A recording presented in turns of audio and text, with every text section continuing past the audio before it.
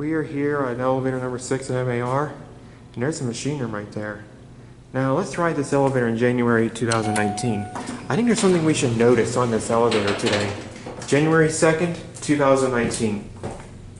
Ready to find out what the difference is? Well, listen to this.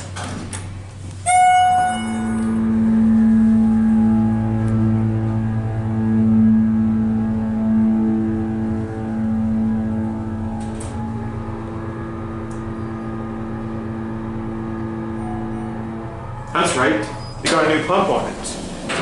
And that's strange, why'd they use a low A-pitch pump, not a new, one of the new submersible pumps. This is a dry powered pump now. Got the one.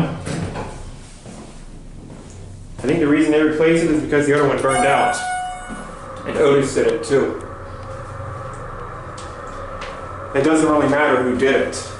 It sounds nice. And I can understand why they had to replace it. Because like I said, it blew out. I've had many good elevators with dry powered pumps before, old dry powered pumps, and they had to be replaced. I hope Belmont Community Hospital's Westinghouses are not next. Those sound really bad. Or do they? Alright, there it goes, and that's it. It's got a new pump now, and nothing we can do about it.